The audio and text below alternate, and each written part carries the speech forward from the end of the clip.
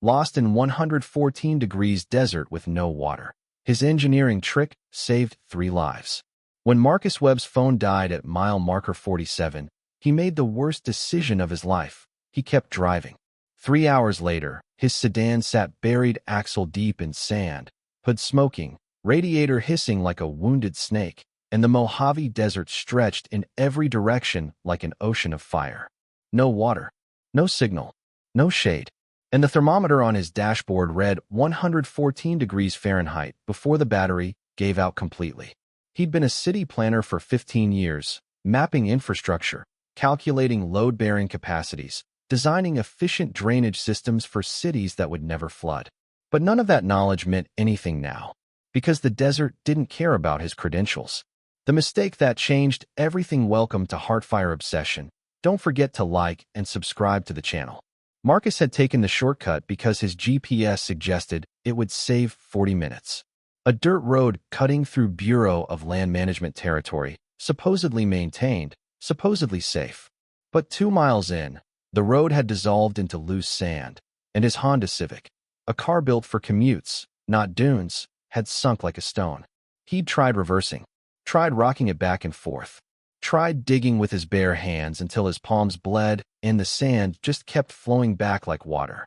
By the time he stopped, the sun was directly overhead, and he could feel his skin beginning to cook.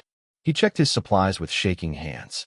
1 bottle of water, half empty, a granola bar, his laptop bag, a tie he'd never wear again, and in the trunk, a box of promotional materials for a conference he'd never reach. That was it. No emergency kit, no flares, no blanket or tarp.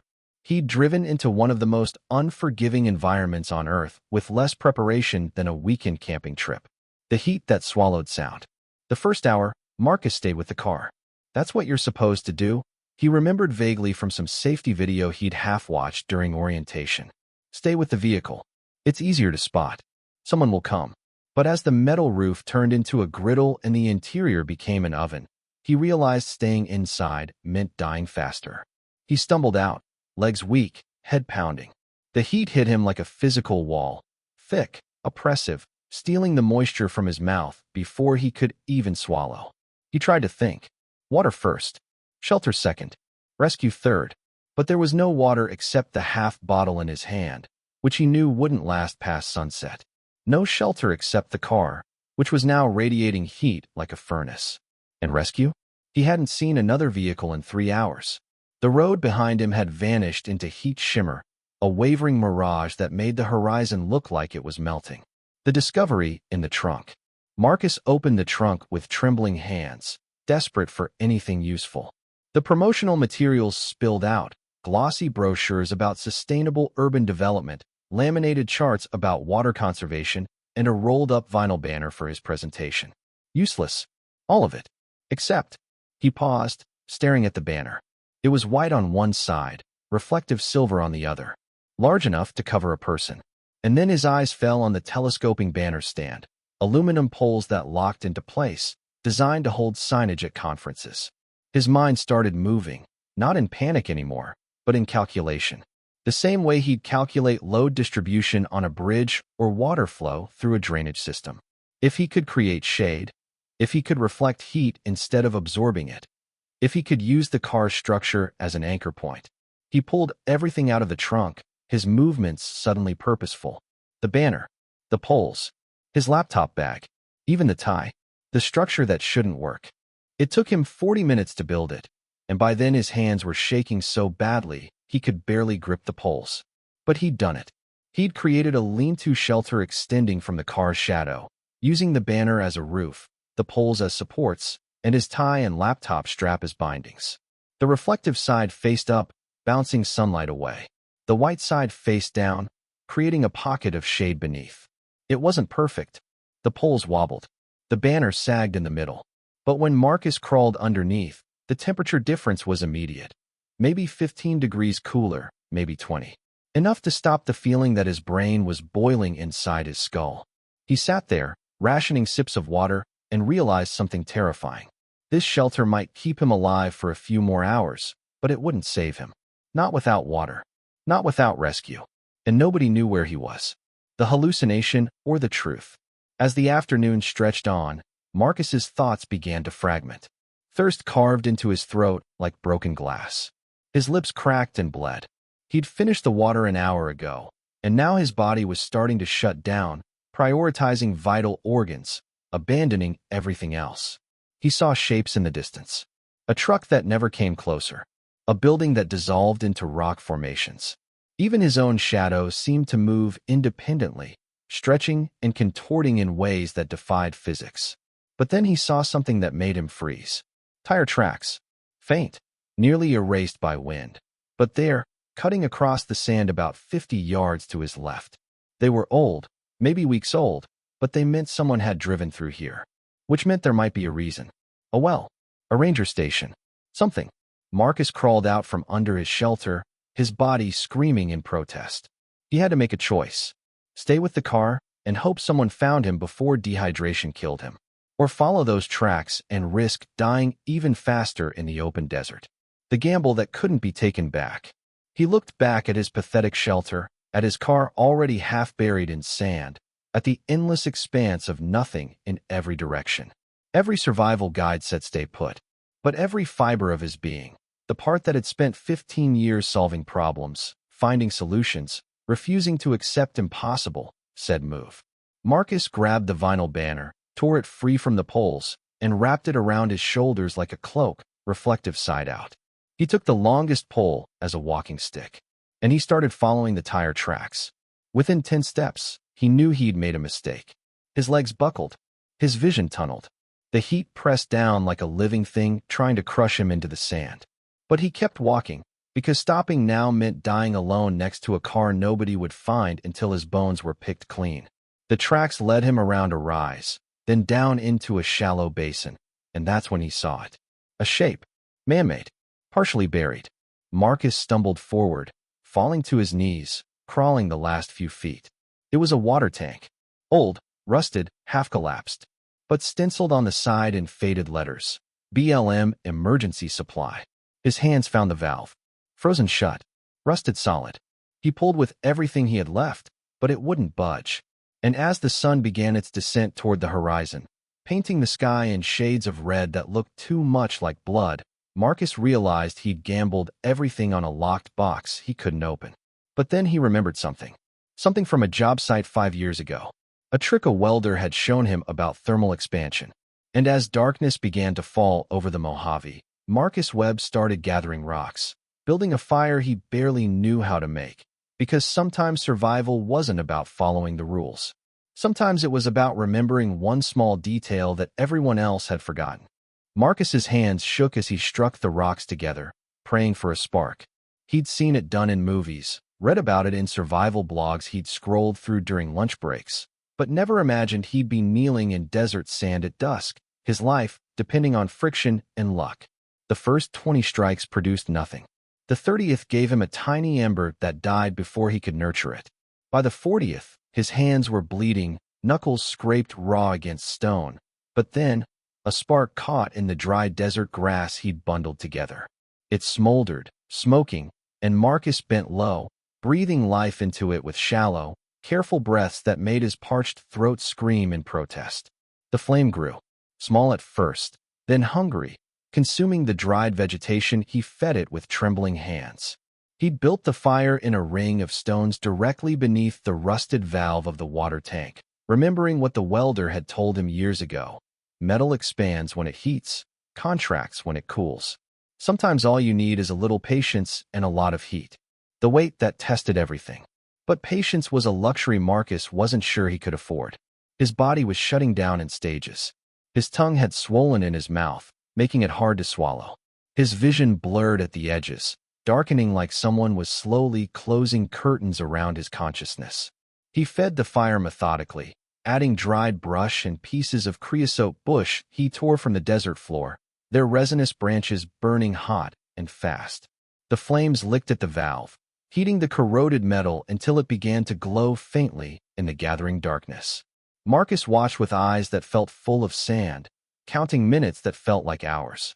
The desert night was coming, and with it, temperatures that would plummet from deadly hot to dangerously cold. He'd read that somewhere. How the Mojave could swing 70 degrees between day and night. How unprepared travelers died not from heat, but from hypothermia after sunset. His promotional banner lay across his shoulders, but it wouldn't be enough. Not without water. Not without the strength to maintain body heat through the long, dark hours ahead. The sound that meant hope. Then he heard it. A faint metallic groan. The valve shifting as the heat forced the rusted metal to expand, breaking the corrosion's grip. Marcus scrambled forward, wrapping his torn shirt around his hand as makeshift protection, and gripped the valve. It was scorching hot, the fabric smoking where it touched metal, but he pulled anyway, putting every remaining ounce of strength into the twist. The valve resisted. Held. Then, with a shriek of protesting metal, it turned. Just a fraction. Just enough.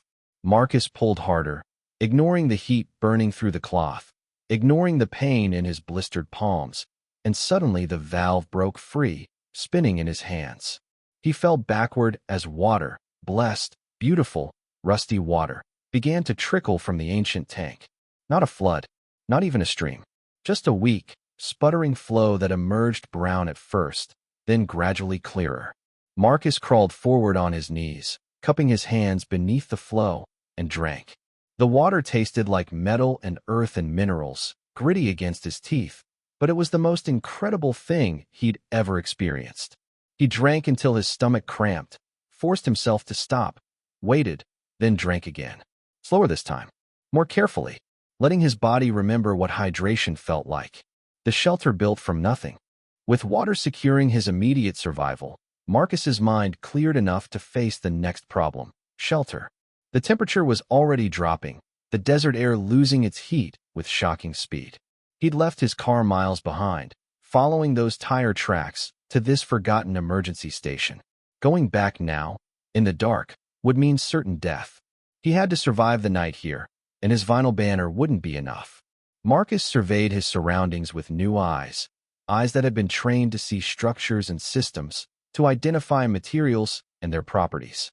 The collapsed water tank sat on a concrete pad, partially underground. Around it lay debris from what must have once been a maintenance station: rotted wood posts, corrugated metal sheeting half buried in sand, even a rusted toolbox that had been picked clean except for a single wrench and some wire. He began to work, moving with purpose despite his exhaustion. He dragged the metal sheeting to the concrete pad, propping it at an angle to create a lean-to against the tank itself. The tank's bulk would block the wind. The metal would hold heat from the fire he'd keep burning through the night. He used wire to secure the sheeting, wrapping it around rocks for anchors, his fingers working through motions his brain barely had to direct anymore. The discovery in the darkness. As full darkness fell, Marcus sat beneath his improvised shelter, feeding small sticks into his fire, rationing the fuel to last until dawn. The flames cast dancing shadows across the desert floor, and in that flickering light, he noticed something he'd missed before. Scratches on the concrete pad. Not random. Deliberate. He leaned closer, brushing away sand with his torn sleeve. Letters. Someone had carved letters into the concrete, rough and uneven but readable. Mike plus Sarah, 2019, followed tracks, found water, heading northeast. Marcus's heart hammered. Someone else had been here, had faced the same choice he had, and they'd left a message, a breadcrumb for the next lost soul who might stumble across this forgotten station. Northeast. Marcus looked in that direction, but saw only darkness and stars. What was northeast? A road? Another station? Civilization? He didn't know, but the message meant something else too. It meant he wasn't the first person to make this mistake. And if Mike and Sarah had survived to carve this message, maybe there was a way out that didn't involve waiting for rescue that might never come. The choice that divided everything. Marcus spent the night in a state between sleep and waking, his body too exhausted to maintain consciousness, his mind too wired with survival instinct to fully let go. Every sound made him jolt. The skitter of a lizard across sand, the distant yip of coyotes, the wind whistling through gaps in his metal shelter. He kept the fire alive, feeding it methodically, watching embers spiral up into a sky so filled with stars it looked artificial. And he thought about the choice ahead. Option 1, stay at the water tank. It had resources, water, shelter materials, even a fire.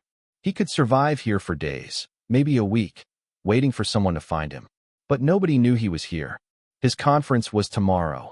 No, today now, he realized, watching the sky begin to lighten in the east.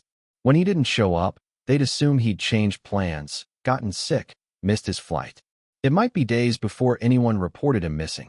Option 2. Follow Mike and Sarah's direction.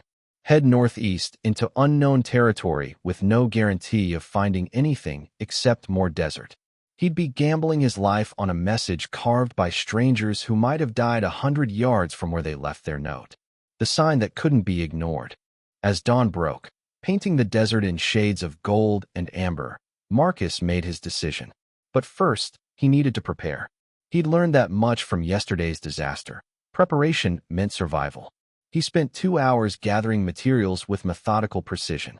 He filled his empty water bottle from the tank, then fashioned a carrying system from his laptop bag, creating a sling that could hold 3 additional bottles he crafted from a plastic tarp he found buried in sand, melted and shaped using heated rocks. Not perfect, but functional. He wrapped his vinyl banner around his torso, creating a reflective outer layer that would deflect the coming heat. He took the wrench from the toolbox, the wire, even splinters of wood that could become fire starter. And he carved his own message into the concrete.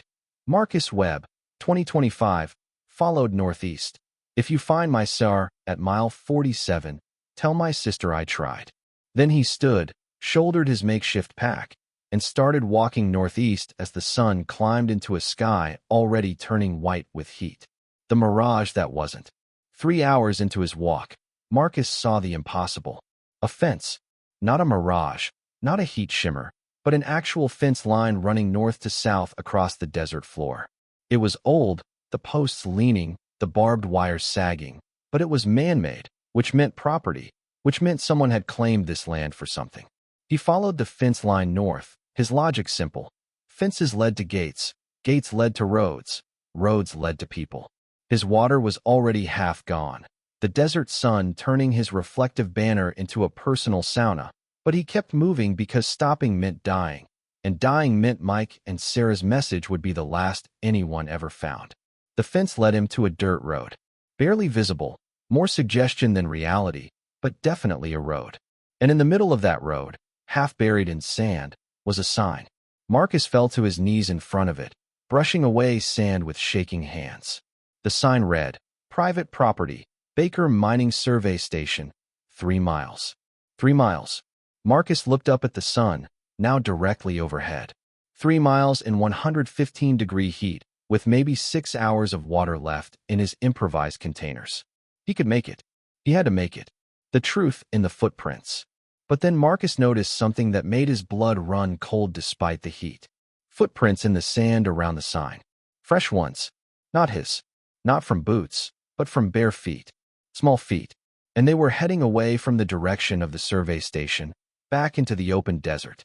Marcus's mind raced. Someone else was out here. Someone without shoes. Someone who'd seen this sign and turned away from it. Why? He stood, following the footprints with his eyes, and then he saw her. A figure, maybe 200 yards distant, stumbling through the sand in a white dress that fluttered in the heat shimmer. Walking in the wrong direction. Walking toward nothing. Marcus shouted, his voice cracking, barely carrying across the distance. The figure didn't turn. He started running, his body protesting, his makeshift water containers sloshing and spilling. But he ran anyway because someone else was dying out here, and he was the only person who could help. He reached her just as she collapsed, turning her over to find a woman maybe 20 years old, lips cracked and bleeding, eyes rolled back, skin burning to the touch. She was wearing a wedding dress, and in her clenched fist, she held a photograph. Marcus grabbed his water, forced her mouth open, and as he trickled liquid between her lips, he looked at the photograph. It showed this same woman, smiling, standing next to a man in front of a white chapel. Happy, in love, alive, and on the back, in handwriting that wavered with desperation, someone had written, If you find me, tell him I tried to get back. Tell him I'm sorry. But as the woman's eyes fluttered open, focusing on Marcus with a confusion that turned to terror, she whispered for words that changed everything. He's still out there. Marcus stared at the woman, his mind reeling. Who's out there? He demanded, his voice hoarse. Where is he? She tried to speak, but only a rasp emerged.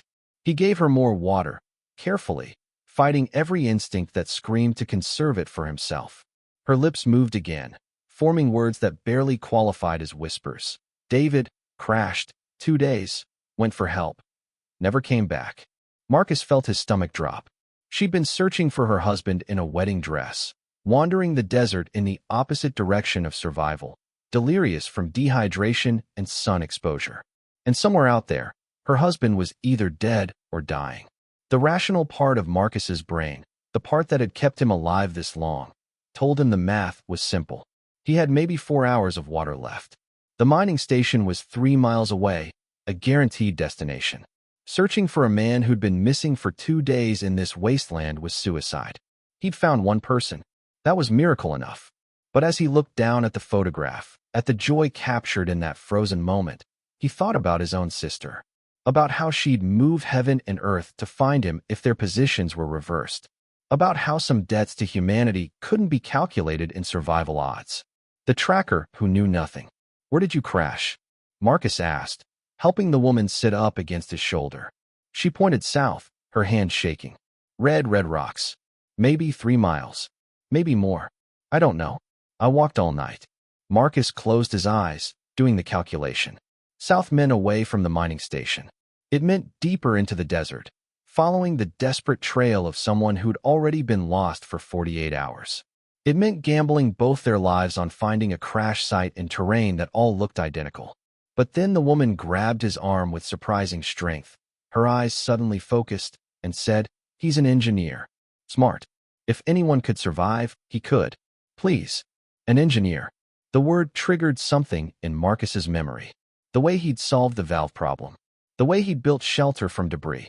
The way his own training had kept him alive when panic should have killed him. If this David was anything like him, he wouldn't have just wandered off to die. He would have done something. Built something. Left signs. Marcus looked at his makeshift water containers, at the woman who could barely stand, at the sun climbing toward its brutal afternoon peak. Then he made a decision that defied every survival manual ever written. The trail only an engineer could see. "Can you walk?" he asked. The woman nodded, though Marcus doubted she could manage more than a few hundred yards. He fashioned a walking stick from a fence post he'd passed, tore strips from his banner to create a sun shield for her head, and gave her one of his water containers. "Drink slowly," he instructed. "We're going to find him, but only if we stay alive long enough to do it." They moved south, Marcus supporting her weight, scanning the desert floor for any sign of disturbance. The woman's footprints from earlier were still visible, and he followed them backward, trusting that even in her delirium, she'd unconsciously followed some landmark back toward where she'd started. An hour in, Marcus saw it. Not the crash site, but something better. A line of rocks, spaced at irregular intervals, stretching across the sand like breadcrumbs. They weren't natural. The spacing was too deliberate, the rocks too carefully placed. Someone had arranged them. David? The woman whispered, seeing them too. Marcus knelt beside the nearest rock, examining it. On the underside, scratched into the stone with something sharp, was an arrow pointing south-southwest. And beneath it, a number, 1.2. The map written in stone. "He's marking distance," Marcus said, his voice filled with a respect that bordered on awe. "This is 1.2 miles from something. The crash site, probably." They followed the rocks, finding them every 100 yards or so, each one marked with decreasing numbers. 1.1, 0.9, 0.7. And then they found something that made Marcus stop in his tracks.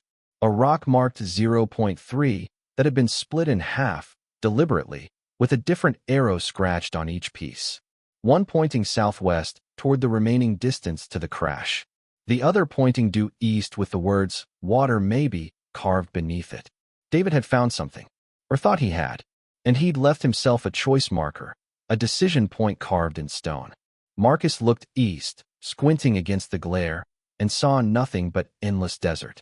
But then his engineer's brain started working, analyzing terrain patterns he'd barely registered while walking. There was a slight depression in the land to the east, a subtle fold in the earth where water might collect if it ever rained, where vegetation might grow deeper roots, where, In a desert ecosystem, animals might dig. He went for water, Marcus said. He was trying to improve his odds before heading back to help her. The discovery in the depression. They found David's trail heading east, marked not with rocks but with torn pieces of his shirt tied to scrub brush, white flags in a tan ocean. Marcus moved faster now, pulling the woman along, because those markers were fresh, the cloth not yet fully sun-bleached, which meant David had been here recently. Maybe yesterday, maybe this morning. The depression was deeper than it looked from a distance, a natural basin carved by ancient water flows. And at its lowest point, Marcus saw something that made his heart race. A hole, roughly 3 feet deep, dug with bare hands, and what looked like a flat rock used as a shovel. And at the bottom of that hole, darkness. Moisture. David had found the water table, or gotten close enough that the sand was damp, cool to the touch, capable of being squeezed to extract precious drops. But David wasn't there. David, the woman screamed, her voice cracking. David, where are you? Silence answered. Then, faint, carried on the wind, a sound. Tapping. Rhythmic, deliberate. 3 short. 3 long. 3 short. SOS. The man who refused to die. They found him 50 yards from the hole, collapsed in the shade of an overhanging rock formation, his body positioned deliberately in the only pocket of shadow available. He'd built a sun shelter from his jacket and branches, created a moisture trap using plastic he'd salvaged from the crash, even dug a shallow trench to lie in where the sand was cooler. But he was unconscious, his breathing shallow, his lips blue despite the heat. Marcus checked his pulse. Weak but present. He'd been tapping the SOS against the rock with a stone, probably heard them calling and used his last energy to signal. Unconscious now, but alive. Barely. David, the woman sobbed, collapsing beside her husband. I found you. I found you. Please wake up. Marcus didn't waste time on emotions. He went straight to the water hole, used his container to collect the damp sand, then squeezed it through cloth to extract moisture. It was slow, agonizing work that produced maybe a tablespoon of water per handful of sand. But it was water.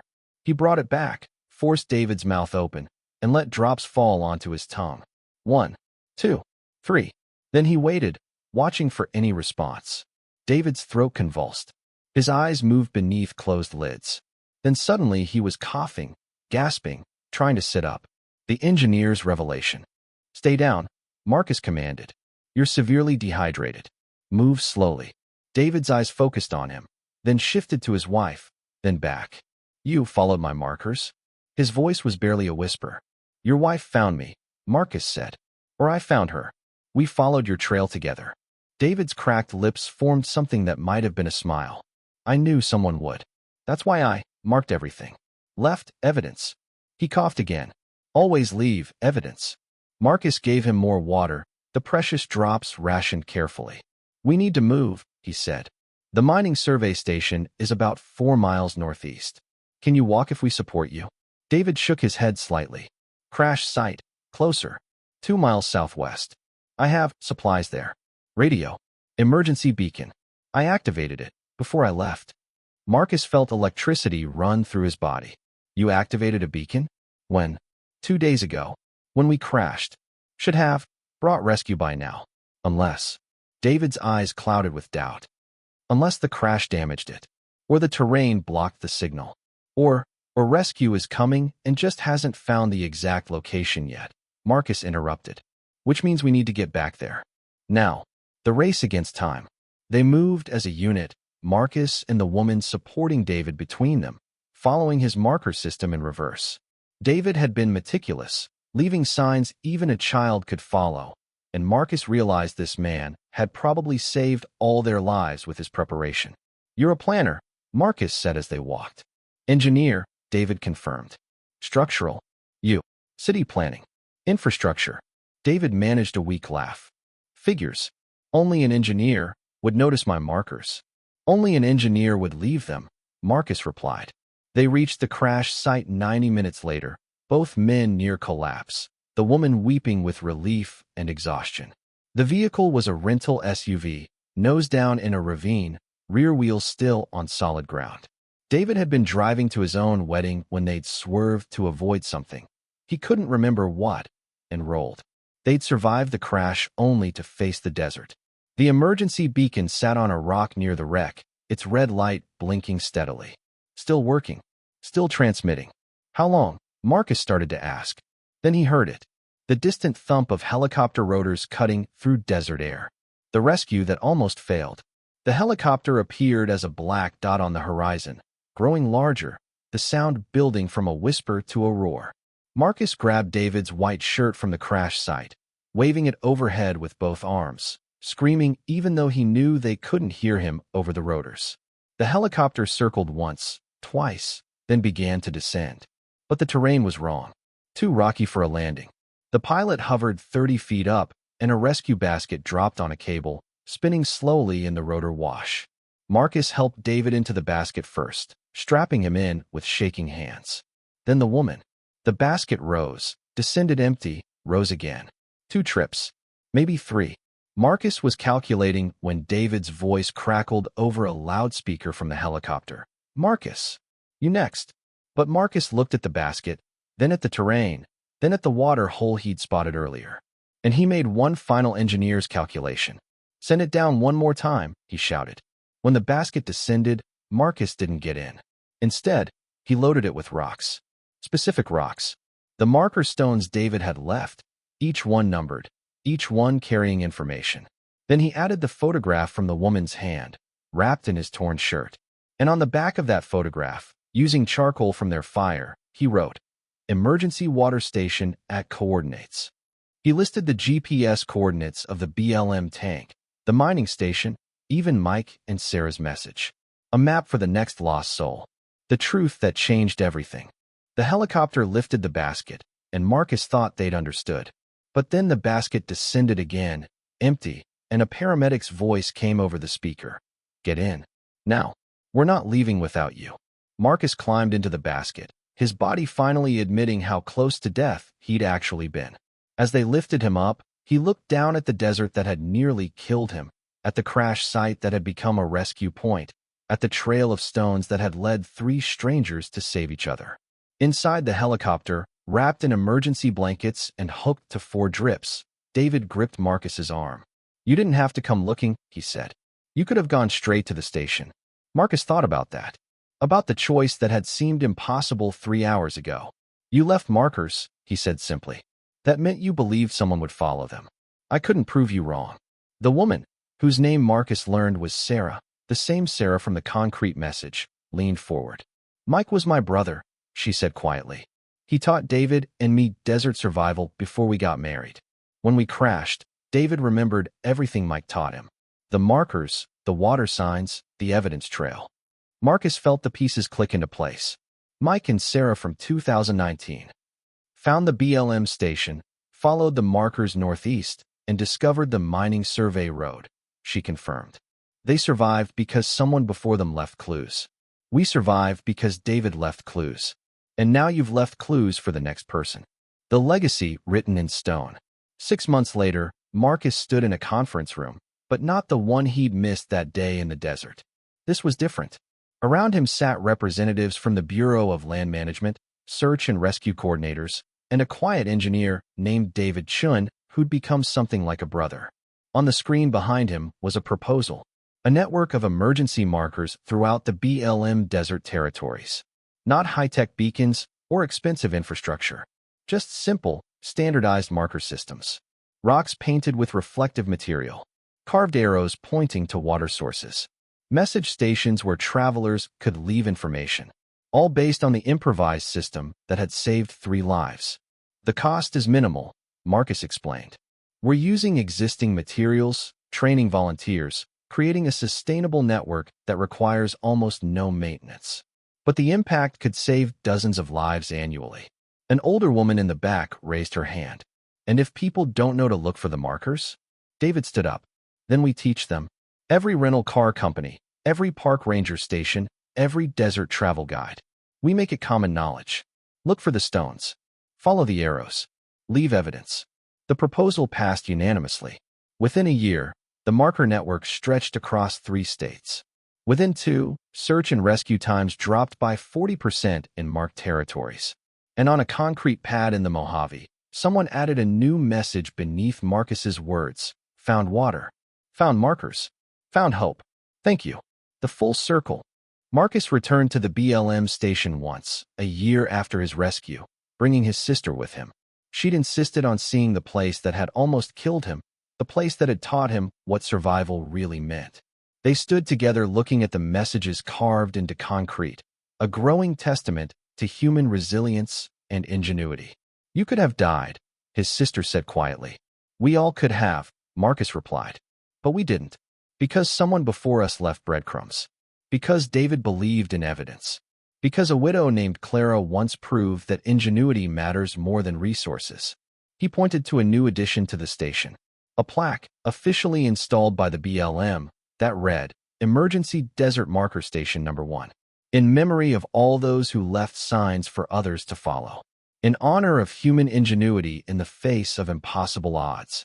Below it, someone had carved fresh words into the concrete.